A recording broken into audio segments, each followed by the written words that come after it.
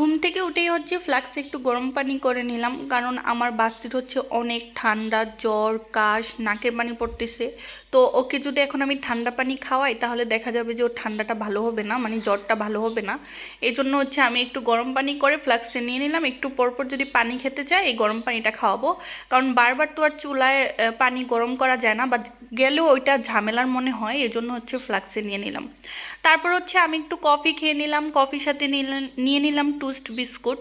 যদিও কফির সাথে বিস্কুট বা কেক খেতে আমার ভালো লাগে না, চায়ের সাথে খেতে ভালো লাগে।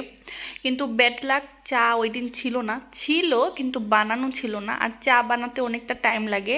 আর কফি হচ্ছে ঝটপট গরম পানি দিলেই হয়ে যায়, এজন্য হচ্ছে কফিটা খাওয়া হয় বেশি। এমনিতে চাটাই আমার বেশি পছন্দ, যদিও দুইটাই খাই। তারপর হচ্ছে ভাবলাম আজকের রান্নাটা আমি করব। আজকে হচ্ছে পুঁই শাক দিয়ে, আলু দিয়ে, মাছ দিয়ে রান্না করব। তো আমি সব কিছু হচ্ছে মানে প্রিপেয়ার করে নিলাম বলতে হচ্ছে পাতিল নিয়ে নিলাম, তারপরে মশলা টশলা নামিয়ে নিলাম। আর এমনিতে কাটাকুটি সব কিছুই হচ্ছে আমার ভাবি করেই, মানে করে দিয়ে গেছিলো। তো দেখা যায় যে কেউ যদি কাটাকুটি করে একদম ক্লিন করে সব কিছু রেখে দেয়, তাহলে হচ্ছে এই রান্না করাটা আমার জন্য অনেক বেশি ইজি হয়ে যায়। কেউ যদি রান্না বান্নার জোগাড় করে দেয় তাহলে কিন্তু আমি সারাদিন রান্না করতে পারবো। আর কেটে কুটে ধুয়ে রান্না করাটা আমার কাছে অনেক বেশি ডিফিকাল্ট মনে হয়।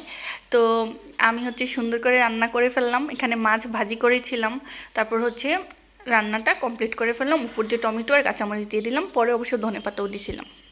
তো এখানে কয়েকটা আলু সিদ্ধ করে নিলাম। আমার হচ্ছে আলুর ভর্তা খেতে অনেক বেশি ইচ্ছা করতেছিল, তো এগুলো হচ্ছে পরে তাওয়ায় তেলে হচ্ছে ভর্তা বানাবো। আর এইদিকে হচ্ছে আমার বাস্তি কান্নাকাটি করতেছে, তো ভাবলাম যে ওকে একটু নুডলস রান্না করে খাওয়াই।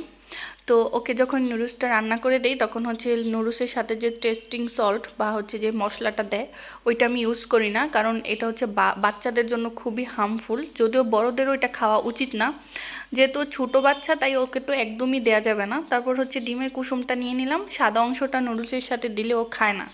তো কুসুমটা হচ্ছে ভেঙে দিয়ে দিয়েছি যেন এটা হচ্ছে দলা পাকিয়ে না যায়, মানে একসাথে হয়ে না যায়। তারপর হচ্ছে চালটা হচ্ছে আমি আগেই ক্লিন করে রেখেছিলাম, তারপর দিয়ে দিলাম, মানে বসিয়ে দিলাম পাতিলে। এই ফাঁকে ভাত হয়ে যাক আর ওই ফাঁকে আমি আমার বাচ্চাকে খাইয়ে আসি। কিন্তু বিশ্বাস করেন ওকে না খাওয়ানোই যায় না, ও মানে কোনো খাবারই খেতে চায় না। ও কেমন জানি, মানে কি বলবো, মানে বাচ্চার শরীরে যদি মানে খাবারে না ঢুকে তাহলে তার শরীরে পুষ্টি হবে কিভাবে বলেন।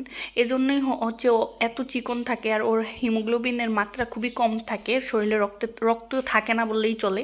তারপর হচ্ছে আমি ডাল রান্না করে নিচ্ছি। তারপরে রান্নাবান্না শেষে মানে রান্নাবান্না কমপ্লিট করার পর ভাবলাম যে একটু চা খেয়ে নিই, তারপর একটু রং চা বানিয়ে নিলাম। আর এই ফাঁকে হচ্ছে একটা ডিম সিদ্ধ হতে বসিয়ে দিলাম, একটা ডিম সিদ্ধ খাবো। আর এই ধরনের চুলাতে হচ্ছে এরকম পাতিল বসালে হচ্ছে পাতিলগুলো কাঁপতে থাকে, এই ধরনের চুলাতে হচ্ছে সমান পাতিল বসানো লাগে। তারপর হচ্ছে আমি একটা বন নিয়ে নিলাম। এই বনগুলা হচ্ছে আমাদের বাসার নিচে যে দোকান আছে ওই দোকানে পাওয়া যায় 5 টাকা করে। আর এগুলা খেতে কেমন জানি আমার না, মানে চায়ের সাথে চুবিয়ে বন খেতে একদমই ভালো লাগে না, কলা দিয়ে অথবা দেখা যায় একটু ভেজে খেতে ভালো লাগে।